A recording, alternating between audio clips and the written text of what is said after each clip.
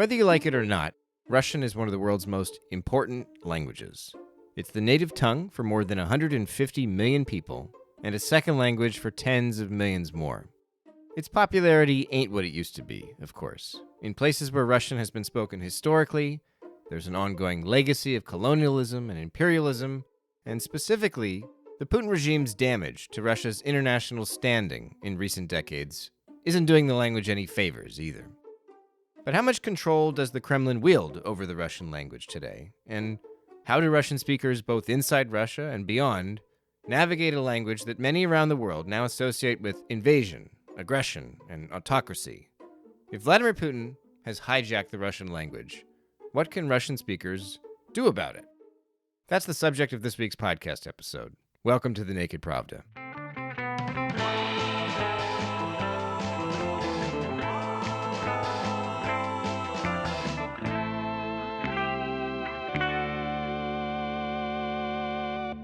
Howdy, folks. Welcome back to the Naked Pravda. I'm your host, Kevin Rothrock, the managing editor of Meduza's English language edition. For today's episode of the podcast, I spoke to a scholar about the Putin regime's abuse of the Russian language and the identity politics now raging within the Russian diaspora and Russian-speaking communities abroad. Before jumping into today's interview, allow me to remind listeners that Meduza now relies on contributions from our international audience to sustain our work. Every day, millions of people from Russia and other countries read our news coverage. Even though they're now based abroad, our journalists obtain exclusive information about what goes on behind the closed doors of the Russian authorities. In English, our team delivers Meduza's most important stories and reaches thousands of journalists and professionals all over the world with a special newsletter and podcast. This one, in fact. So please visit our website to make a one-time or recurring donation and tell your friends and colleagues about our fundraising if you can. All right, let's get to this week's show. In late October, philologist Gusejnov, a visiting scholar at the University of Cambridge's Jesus College who studies Russian political rhetoric and history, wrote an essay for Novaya Gazeta Evropa about how contemporary Russian diaspora communities are bucking past trends of linguistic stagnation by consciously reassessing the dominant discourse shaped largely by the Kremlin back home. This week, Dr. Gusejnov developed these ideas further in a guest essay for Meduza titled A Taste for Resistance, where he reflected on the experiences of past waves of Russian immigrants and on today's interactions between the Russian-speaking diaspora and Russian-speaking Ukrainians, as well as emerging trends among younger Russian speakers. Dr. Gusejnov was kind enough also to join the Naked Pravda to talk more about how he views the social and political state of the Russian language today. What do you mean when you say that in Putin's speech, in Putin's discourse and rhetoric, there is no space, no place for the language of culture, science, knowledge, education? Because, I mean, when I hear him talk, it sounds like he's constantly talking about the importance of Russian culture and tradition and high-tech weapons, which I assume require science, and how we need to teach the youth all the right things and patriotism and so on. So it seems like the language does accommodate those things, but you clearly mean something different. So what does it you mean? I mean, actually, one particular thing. Language is not only an instrument to communicate and is not only an instrument to analyze the reality, to work as a scientist, as a scholar, and so on, but it is also a social institution. So at the moment when it is forbidden in this society to say about war in Ukraine that it is war, it is forbidden to criticize any activity of the people who are at the moment who have power in this country.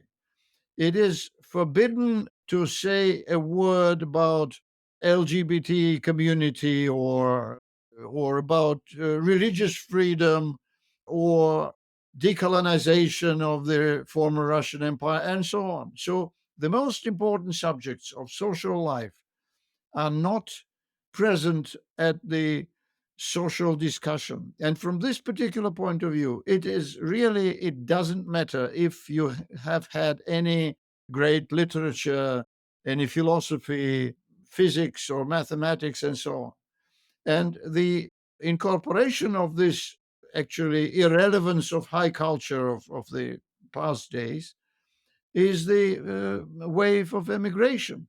The most progressive part from the scientific point of view, from the social point of view, from the political point of view of this society is trying to escape to Kazakhstan, to Georgia, to Armenia, to Europe, to the Balkan states, to Turkey.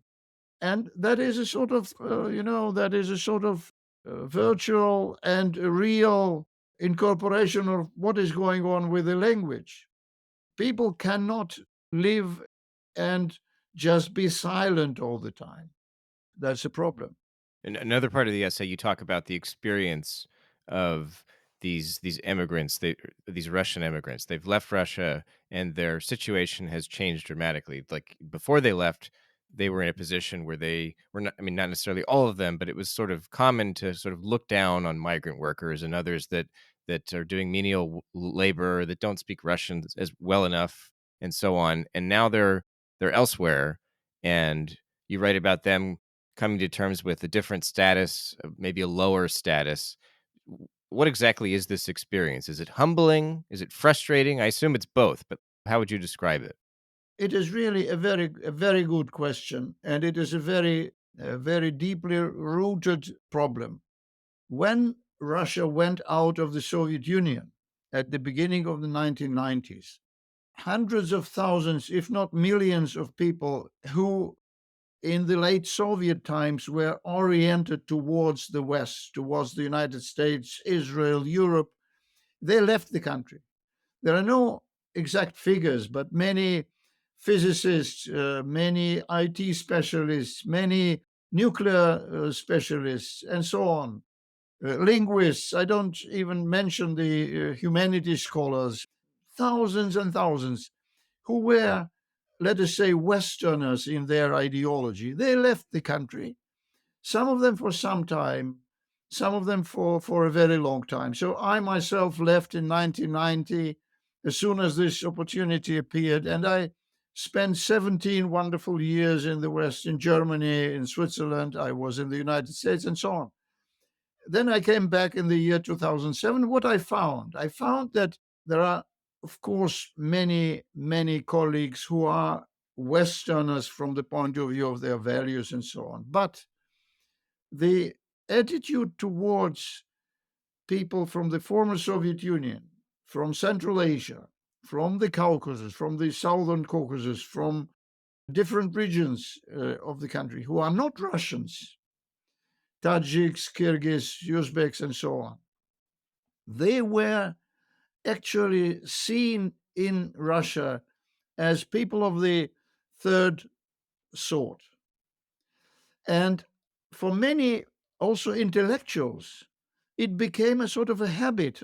These Tajiks, if even they were in their own country, in their own former republic of the Soviet Union, they could be teachers, professors at their universities, painters, and so on. But they came to Russia, as we say it in Russian, black workers, so to say, workers who are busy in the factories, in the service. At my university, there were young women from Kyrgyzstan who got their Soviet PhDs, but still they used to work at the university in their country. But because of the civil war there, because of the low wages, they came to Russia, and they were, of course, not accepted as high school teachers or as teachers at all. So they were people of the so to say unseen aliens. And now imagine some of our colleagues are now running away from the army to the Central Asian republics where they would like to act as high school teachers, as professors. Some of them manage to do that, but the majority cannot find anything, and they suddenly realize themselves in the position of the former Soviet citizens coming to Russia. And that is, of course, a great shock for them because they are already educated, some of them in the second generation, that we are, so to say, white people. It is normal that we have a higher position, How can all these people speaking with accents and being so, you know, secondary, how can they at all pretend to become somebody in our country, which is so Western, so liberal, and so on? So that is, of course, a great shock for themselves to come into this position. There are even jokes about it, but it is difficult to translate them into English. And it is very painful. It is also very painful for many people with a very good education who came to Europe but cannot find themselves because there are so many bureaucratic obstacles. There are so many complications. You need documents, but you also need a sort of legal, let us say, ABC. You have to know that you cannot just go somehow as it is possible in Russia, which is completely corrupt from this point of view. So when you come from the country of decades of corruption to the world where corruption is still a sort of excess, it's not the rule, then you have great problems. All this shock, how would you say it's influencing the development of the Russian language in these diaspora communities? Is it evident yet? I mean, like the two extremes of this emotionally seem to me to be humiliation and frustration. And I wonder, is that reflected somehow in the way they speak, in the kind of conversations they have that then kind of develop their consciousness? Or is it still too early to really say where this is going to lead? It is really complicated, and although I am myself studying this phenomenon, but I cannot say that there is a clear line or there are clear groups which can be somehow distinguished which one has which strategy, because there is, generally speaking, the shock of this war and the shock of the migration is stronger than even habits of reflection. So there are many people, there are authors, there are scientists who actually feel a tremendous frustration at this situation. And that is a sort of rainbow reactions. You have people who on Monday are thinking quite soberly about their own position, about the necessity to give their language to their children or their grandchildren. And then on Tuesday, they say it's good for nothing. We don't need it all. Forget it. Let us assimilate. Let us stop it all with all this Russian, with all this Russian, with this language, with this country, and so on. And on Wednesday, again, there is some consideration. Look, we still belong to this tradition. We have to do something in order not only to keep it somehow, to save it, but also to expand it, to give it to our children, to talk to our colleagues, to talk to our students, and so on. And the reason for it, for this rainbow status of the discussion, I would say are the social networks, all these Facebook, Telegram channels, YouTube, the option to find somebody who is thinking as you are thinking, or the option to fight somebody who is your enemy, is also taking a lot of time. And many people who have a sort of minimal level of financial independence, or who can live with their children or with their grandchildren, they spend a lot of time discussing in the web. And it is, of course, a sort of, one can say, well, it is not so serious, it is just a virtual reality.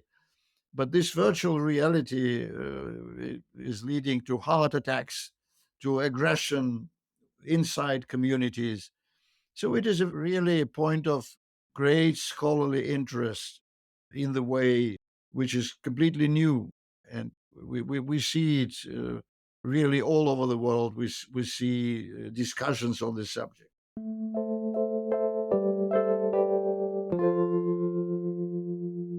One of the things about the essay that you wrote that actually surprised me because I wasn't expecting it, but the essay is in large part about the Russian speaking diaspora and their trials and travails and so on. But you also write quite a bit about the Russian language in Ukraine and among among Ukrainians, among the Ukrainian diaspora, because there's obviously a lot of Russian speaking Ukrainians. And you mentioned how initial reactions in places like Odessa, intellectuals were attempting to switch to Ukrainian in their online conversations, but that as the invasion has sort of progressed, there's been something of a movement, I guess, to reclaim the Russian language from the Russian authorities, from the Putin regime. And I wonder, do you think that the Russian language, is it dying or is it flourishing in Ukraine now and in the Ukrainian diaspora? Like, what's the, because I guess like the expectation, I think, among a lot of Westerners is like, okay, well, Russian's over in Ukraine because Putin has made everything Russian bad. But there's still millions of Ukrainians who speak Russian. And so what's their story? There are very different stories, and there are very painful stories because many Russians or Russian speaking people who watch themselves as Ukrainians, so to say, they were so called ethnic Russians speaking Russian, but living in Ukraine, identifying themselves with Ukraine, and not willing actually to go to be in Russia, to be with Russia. It's one group. Another group, which is perhaps not so, let us say, not so huge, but I don't know exactly how many of them, but they were ready to be with Russia. They were ready to accept this illegal annexation of Crimea. They were even ready to accept the war in Donetsk and Lugansk. But then, when they saw what really happened, when they saw how this story is developing, they changed their mind. And in this change of their mind, many of them said, we don't want to have anything with Russia at all. So we hardly speak Ukrainian, but we will switch to Ukrainian.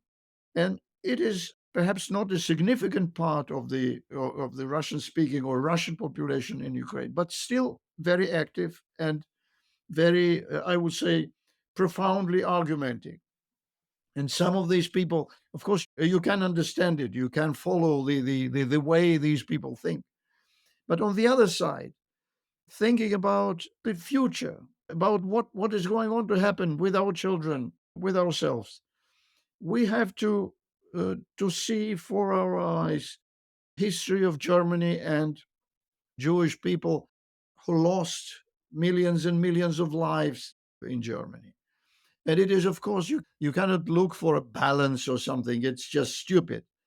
But language as it is, for many people, is not a subject of denying, so to say. Many people are thinking like, let us say, Thomas Mann, who didn't want to live in Germany, but he used this language. He wrote in German, and he addressed Germans during the war. And for many people living in Ukraine, for many people working for the media, Russian is their second language or even their first language. So they are using this language now in order to help ordinary Russians who are really not politically affected or were, let us say, just neutral, if it is possible nowadays, to bring these people mentally and, so to say, emotionally in order with their language. It is good for nothing to talk with Russians in Ukrainian. They don't understand Ukrainian. Ukrainians understand Russian, but Russians don't understand any other language except Russian. And that is why this language is, on the first scale, an instrument to communicate with people in Russia who are normal, who are not affected by this Nazi ideology of Putin.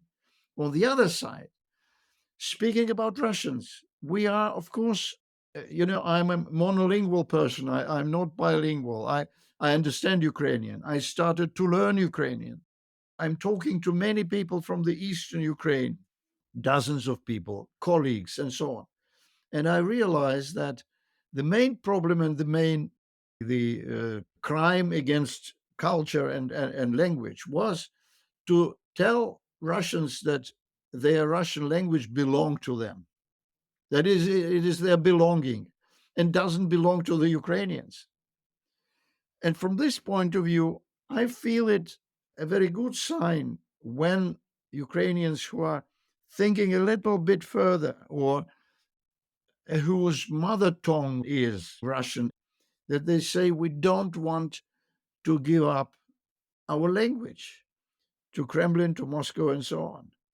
It is the same thing with the church, with the Christianity. I am agnostic, so to say, but I have this empathy with the people who think, how can it be possible that the Russian Orthodox, or pretending to be Orthodox president, or the chief of the Orthodox Church, is attacking and killing the same people who belong to him, with culture, with their faith, and so on.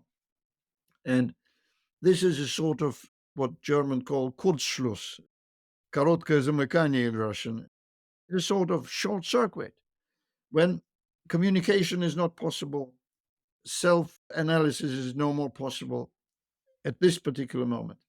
And that is why I think that those Ukrainians, and there are many of them, there are many media people who say, we use this language, we speak this language, this is our language too. And this is the language of probably the minority of Russians, but this minority will one day expand to a majority, as it happened to Germans in Germany after the World War II. That is, of course, there is a problem there. And the problem is that Russian state, Russian imperial state, the whole 19th century, so since Catherine the Great, the idea was that we have to subjugate, assimilate all these Ukrainians. There are no Ukrainians. There is no Ukrainian language. All these legal acts or illegal acts of forbidding Ukrainian in the 19th century, the whole story is so terrible. And in the short period of Soviet history in the 1920s, when the idea was let them live, laissez-faire, no danger. But then Stalin realized that the independent thinking in Ukraine will inevitably lead this country to say, well, we are exactly as independent as Poland or as Czechoslovakia. Why should we, or Yugoslavia, why should we stay under Russian control, Soviet control, but in fact organized as a follow-up state of the Russian Empire? And in order to stop it all, Stalin started in the early 30s to subjugate with the worst brutality other ethnic groups and his own peasants, by the way. So this anti-peasant war of Stalin had national or ethnic color in Kazakhstan, in Volga region, in Ukraine, and especially in Ukraine, which used to be the most important agricultural production land in the former Soviet Union. Last question I had for you has to do with this concept of language resistance developing, particularly among younger Russians and obviously Mhm. in the diaspora. I wonder, are you very optimistic about this sort of movement, if it can be described as a movement? Because my impression is that there has always been, at least in post-Soviet modern Russian history, there have always been pockets, and you mentioned this, pockets of kind of anti-government, anti-Putin, anti-Kremlin activity. And they have, I guess, what you could describe as kind of their own rhetoric. And maybe one of the most successful orators in that movement would be Alexei Navalny. But it seemed to me as though the more popular and the more exposure he got, the more concerns there were that he's a dangerous populist and so on. And so that almost makes me worry that there's like a ceiling for language resistance against the Putin regime. And once it succeeds at a certain level, even within its own community, the group starts to say, "Oh, well, this is becoming dangerous now. It's too much like Putin's own rhetoric." And so I wonder Is there something self-defeating about this resistance group that they'll never be able to reach that level where they can actually do anything because they're so inward looking or cautious, or I'm not sure what the word is there. Yeah, it is a very interesting and question, and it is extremely difficult to answer this question. First of all, Navalny. Navalny is. Uh, I recently found my publications about his rhetoric, about his language of the year 2018 or earlier. And in one of these publications, I say that Navalny is actually using American political rhetoric in Russia. He is speaking not as a Russian politician. He's speaking in the style, in the tradition of the debates in the United States.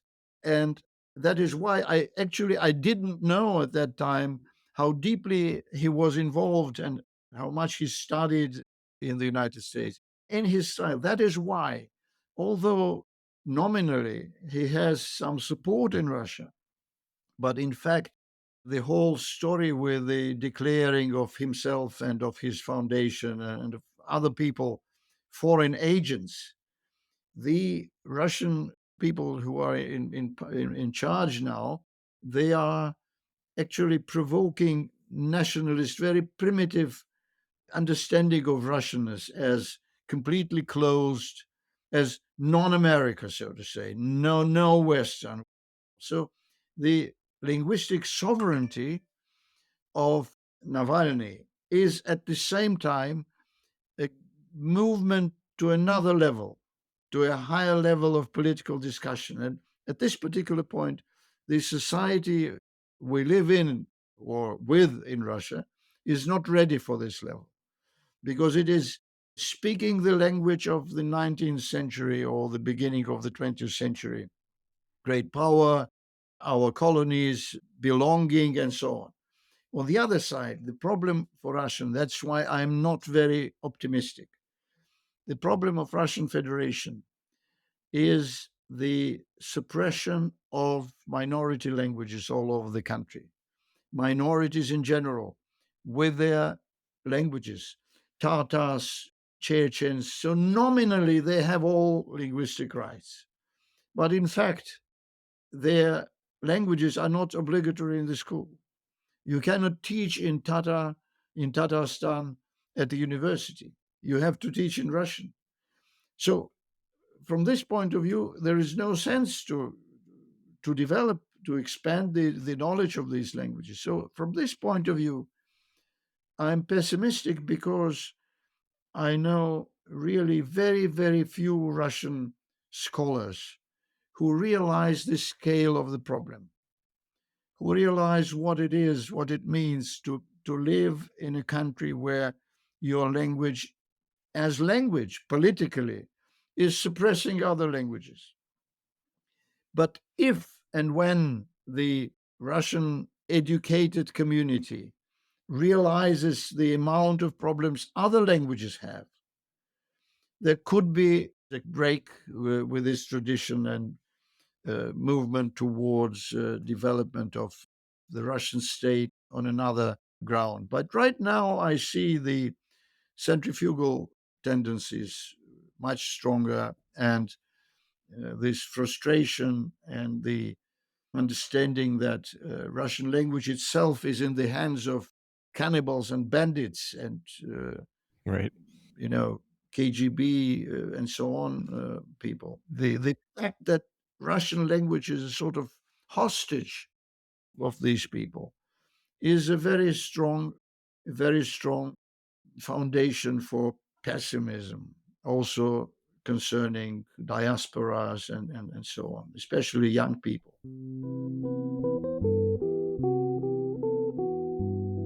You've been listening to The Naked Pravda. On today's show, you heard from philologist Dr. Gusejnov about language politics in the Russian diaspora and Russian-speaking communities across Europe and Eurasia. Thanks for tuning into the show, and thank you for supporting our work at Meduza. Until next week.